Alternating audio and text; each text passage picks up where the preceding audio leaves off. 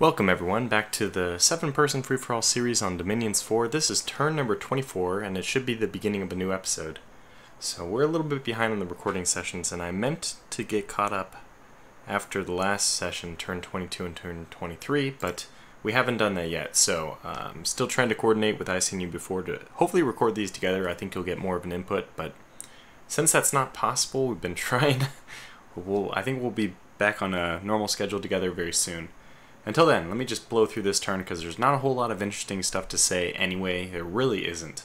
So we finished our research and construction. Our research is, as I already mentioned a few times, this is the one thing I think which is just powering us into the game. Hopefully that's going to keep us alive. Ulm has claimed the brass throne. This is actually taken from... this is the one they took from Agartha. And the one that Agartha had, basically was going to complete the fortress on, but they had it taken away from them the very same turn. So our army is just pushing further west. We have linked up from Incerna, are moving to Sylvania. We'll be in Shade Forest next turn. And from there, Stone Heavens, Gnome Peak. Well, the target is Asphodel. Big army moving out. It's interesting to see that Man and this big army could collide. They could. So we'll see what happens about that. Only 70 enemy units I'm seeing. Well, friendly units in this case, allied. Airmore starting to push back out. I'm actually trying to reach out to Spouts to see what his plans are. I should say Airmore. Airmore. This is all in character, right? So my opinion on Airmore is they're out of the game, right? They're... in-game language they're not, it's not possible for them to ascend. So what is their plan now? We're playing till turn 50, so we're nearly at the halfway point. Nobody likes Airmore. They have that terrible Sands of Time or whatever it is spell that just causes everyone to get old and die. So we need to eliminate them still. This nation needs to be eliminated, not necessarily by Shinuyama, but somebody has to take care of them, and I don't think anybody will, because Vanheim now has other issues. Vanheim and Agartha exchanging unpleasantries, like I mentioned. We really ought to get some spies down there, but I don't have any in position, so we won't see the initial exchange of territory. I'm going to start moving some spies up, though. So, let's see, what else? So Ulm took the throne. There was a battle in the darks. This is just... I might as well show this to give you something to have fun with. This is just taking over the last little area. I obviously do not have a very good line going on here. I should fix that. But these guys will probably just be thrown on land again and probably die. Do they regenerate? I didn't even know they... Oh, yeah, I did know. Okay. So... And I think they route just about now. Should route pretty soon at least. Kappas do a really good job when you can get in close. So there it is. Took 8 losses still, so we're still taking unfortunate amounts of losses, more than I expected from the Kappas. And that completes the conquest of this lake at least. Next we have the Triton Sea we should eventually get to, so we'll do Sea of Mermaid and then Triton Sea. And yeah, then we will own all of this. Yeah, and we've pudged out a fair amount on all sides. I don't think we're big enough to be as obvious of a target for other people as Vanheim. And remember, this is a Thrones game, not a conquest game. So we have to be careful. If you're making yourself really big, you should either have a solid plan to take the thrones, or you're basically making yourself too big of a target. If we make ourselves big, we only have 1 throne, and maybe you can consider this one a second one. We don't own it yet, though. And so making ourselves big would be a bad idea. Vanheim, making them big, I don't know. It's kind of weird that more people are not aggressive against Vanheim, even myself included. Shinuyama should see Vanheim as a clear threat, but you know what? Maybe what we'll do is just amass a mighty army of Kappas and go take Emerald Lake from Vanheim. That doesn't seem like a bad idea. They still haven't actually built any kind of fortification here. Maybe they're just not interested in doing it, which is fine, but It's a throne, and I would defend it. Maybe it's only a 1-point throne, though. So, actually, I can find out what it is. Okay, so that was enough ramble. I don't think the next turn will have much in it either. We're just slowly moving along. So I will call this turn to a close, and you'll, since considering this is 5 minutes long, you'll certainly get some more. Oh, first, before we go, let's just look at our recruitment. Still trying to eke out a few more. Actually, these longbowmen, I guess, are already, well, longbowmen, Bakemono, are already in preparation for the army to come after this main army. So some other, or to replenish the main army when she returns back to Shinuyama, to Shinuyama proper. So, not too much excitement going on there. Yeah. Okay, so that's it, and I'll see you back in a couple seconds for you for the next turn. Welcome everyone to turn 25. So I introduced the video last time. Let's just jump right into the turn. This will probably be another shorter video. We've completed our research in construction, and now all we need, so we have the greater magic items is complete, and now we're going to conjuration. I don't know if I mentioned this last turn. I don't think I did. That our goal right now is to get Phoenix power with level 3, and then level 4, the important thing will be the Ghost Generals, the Shuras.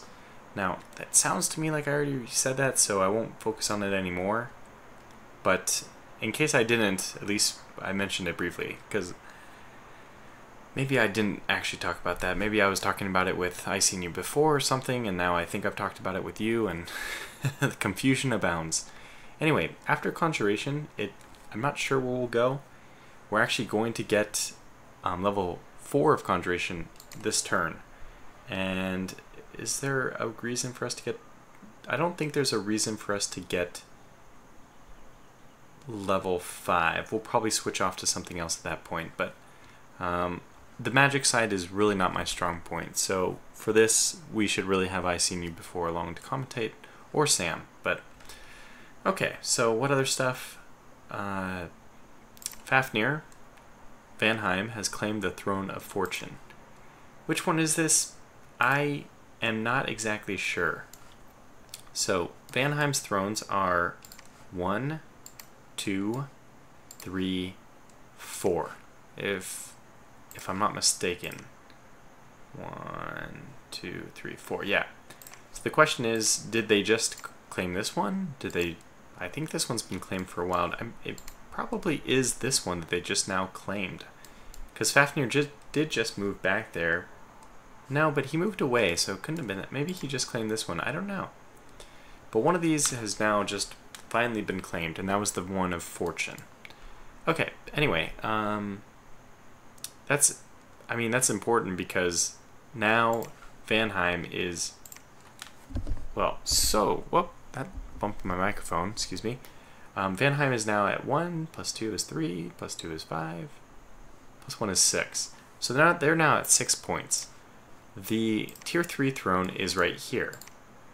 If they were able to get this throne, which is not easy at any, it's not going to be easy for anyone, but if they're able to get this, they only need one more throne to ascend.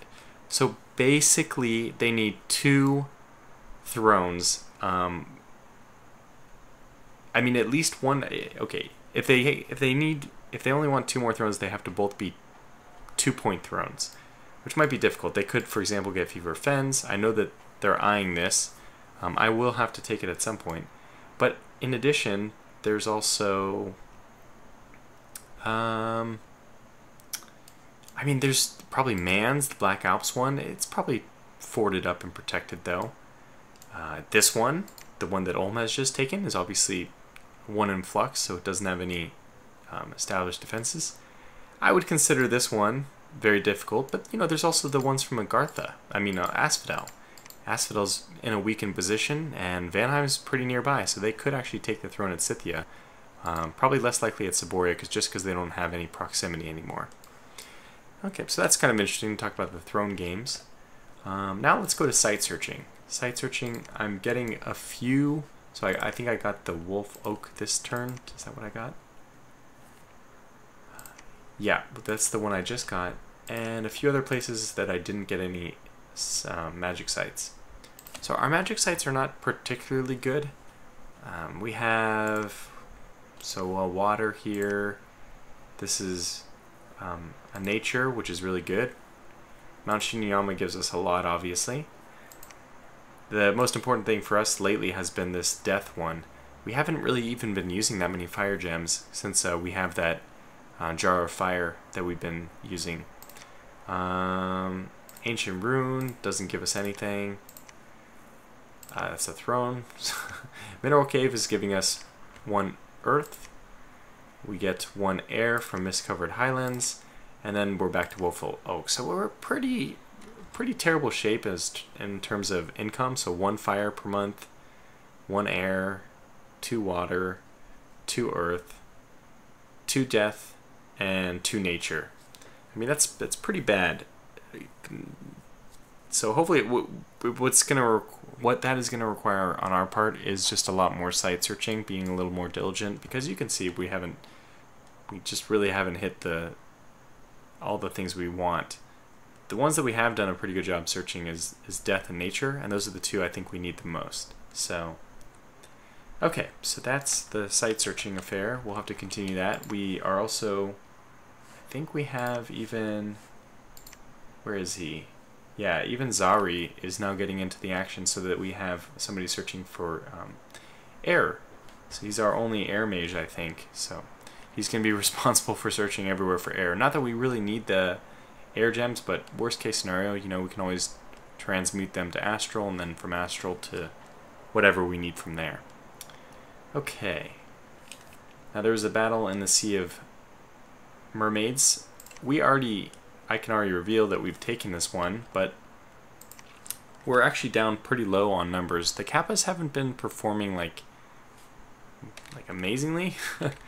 They were, and to be fair, like outnumbered in this fight and still did well. I mean, I keep imagining that the Kappas are better than they are. And yeah, well, they take losses just the same as anybody else, as we see here. So this was actually a pretty close one. We almost lost it, but they just routed. So that's it. So, but before they did, we took some substantial casualties. Enough so that I don't think we're going to be able to take the next one without going back home first. So we can go to that province. You can see I'm moving back. We're going to move back into Sylvania and just restock on some Kappas before we go after Triton C, which is another group of 40. I don't think we could survive another attack like that. Okay. This is Gold and Luck, and the next event is... oh yeah, our troops are starving. Now, I didn't notice this, unfortunately. This is a turn. I'm doing this recording after the turn has already passed. I did not notice that my troops were starving. I think that part of the blame is last turn I forgot to point out that I actually hired Rolf Magnus and his crossbowmen once more. They're really cheap right now. The mercenaries, the mercenary game is pretty much played up. So I don't know, what did we buy them for? It was really cheap. It's probably less than 100. And it's such a good deal that, and since we can use flaming arrows, we can use the 2 to good effect.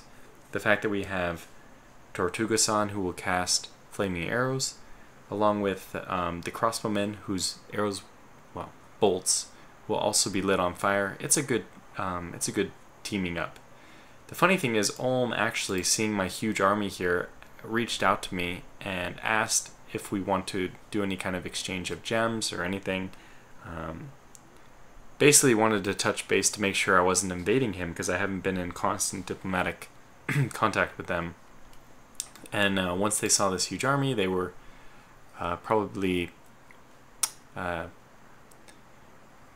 leaking on themselves. They probably peed themselves a bit. Because he's so heavily engaged with Agartha right now. And Agartha we're getting rumors, is more powerful than we suspect. So I'm not sure exactly if we even care about that. That to me is good news, because anyone but Vanheim at this point, right? Now, this is interesting. Asphodel has closed to only 1 province away from Man. I don't know if Man is going to stay and fight, if they're going to push on and attack.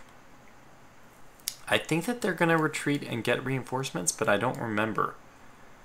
So obviously Asphodel is going to have their work cut out for them if they keep moving out any further forward. We'll just go in and raid with our Kappas to cut off this province, and then we'll be able to hopefully take Asphodel with our main army before this secondary army can even come back to support. So there'll probably be some battles, and I feel ready. We have a big old force moving in. 50 here, another 114 here, and then especially with the crossbowmen, I feel we're in particularly good shape. So let's just go through the recruits then. A lot of recruiting, still just trying to get a secondary army available in case we're attacked as soon as my main army moves out. And then people are moving around doing site searching still. That's the other big concern. And trying to get some more spies out so that we have better information about what's going on over here.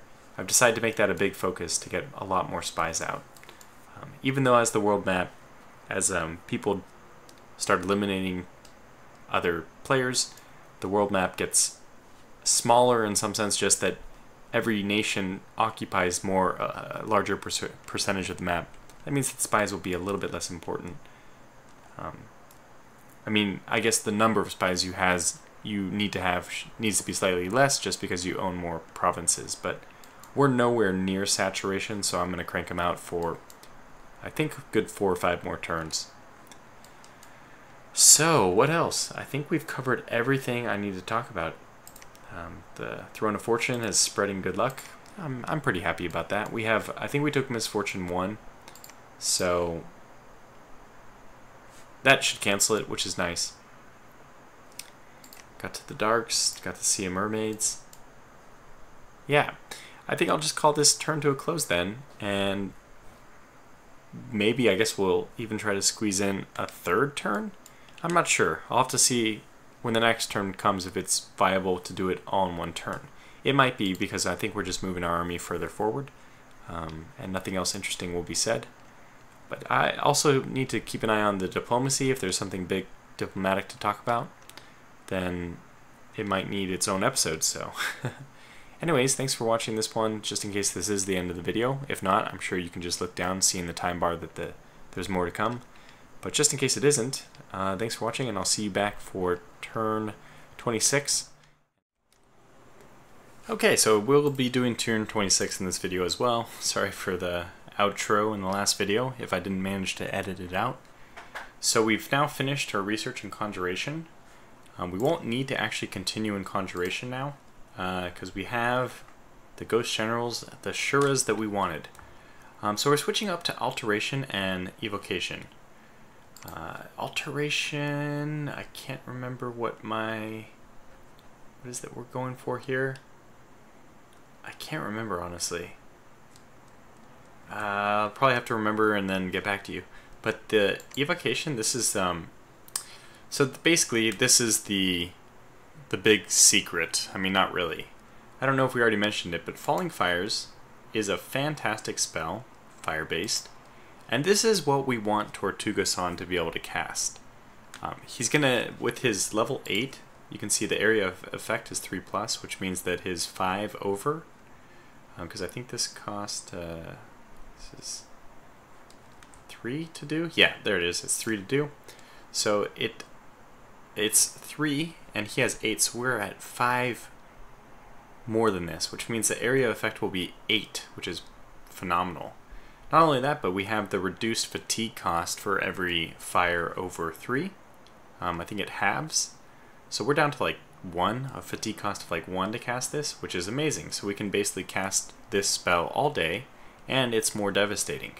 So that's the real trick, the zinger that we have for Tortuga-san.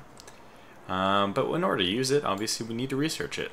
And it's actually pretty far down there. We need to get to level 5 Evocation. So basically you can just, if I don't talk about research for the next few episodes, I probably will, but just rest assured that we'll be putting a lot of points into Evocation. We're just going to get one more in Alteration for the reasons I don't know why. I'll talk about it hopefully next episode, and then we'll get more into Evocation. So there was a battle in Stone Heavens. This is just our army slowly moving forward, but I'll show this off. It's kind of nice to see what our army looks like all put together, which of course we had to do.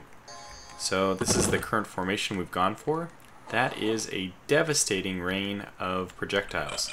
Now notice that we're not using flaming arrows on these guys because it's going to be an easy route. I don't even know if any of our, none of our Bakemono even get hit. And good, no hits on that, no friendly fire. The barbarians try to escape. As soon as they rout, it's over anyway, but I have to tell you that we killed every single one with projectiles. So that's a good sign. I think we're looking pretty solid there. Good little army we've put together. Now, this is the point. I finally realized this turn, okay, we're diseased. Wish I had seen it last turn. But that's okay. So I've gone ahead and made some changes to this. Well, by that I mean, I planned originally to let my Ubas stick around Sylvania for a bit, and then knowing that they can use very quick travel, I was going to let, like here, I was just going to pause my army and let them catch up in like 2 turns. This just would save them 2 extra turns of travel with the army. Now unfortunately I'm not going to be able to do that just because now they're starving, right? So now I actually need to get more supplies to them. And disease is actually starting to set in. We can see that, well, I think I'll show it next turn even, but on this turn, do we have, if I just do W for wounded, you can see that we have 4 here, and their affliction is, oh, this one's battle fright. This one is diseased. So never heals, loses about 1/10 of its HP each month, and gets additional afflictions. It's not particularly good, but we'll divvy up our forces in a way that the disease ones are in the front so that we don't have to worry about keeping disease units around. They're going to, we'll let themselves get killed, basically. Alright, so recruitment, we're just still doing the same thing, recruiting a sorcerer here, lots of Dai Bakemono longbowmen, and everywhere. And then more Ubas, and research is going to, hopefully will go be on the up and up. So I'm actually prioritizing research from the 4 places more than I'm prioritizing the Dai Bakemono, but we're kind of resource limited in that anyway. So, and then the Sea of Mermaid casualties we took, we're going to replenish in Sylvania next turn. And the big news is, man has retreated. Pretty sure, is that it? Or did they... Were they attacked? I think they were attacked. Gosh, I don't remember. Was there a battle? There may have been a battle. And I didn't... Okay, hold on one second. This is actually important enough that I want to figure out if it's true that they had a battle or not. I can't remember, but I know it's here somewhere. So basically the question is, did Asphodel attack man? If they did, they won. And we are going to move to Deep Forest just to cut off this area, just to make sure that their army can't get back very quickly. So I have it right here.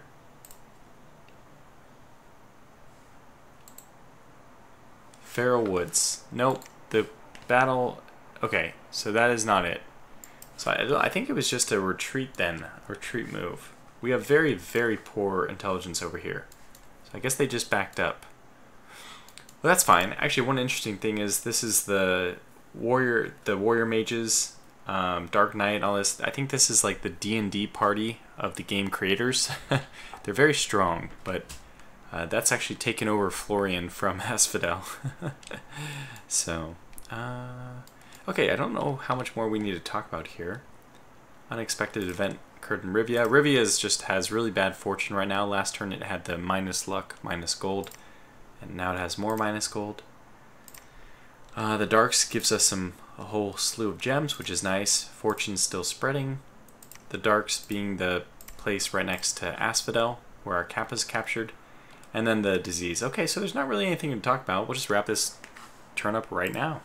So, and that'll wrap up this episode. So, for real, thanks for watching, and we'll see you back for turn 27.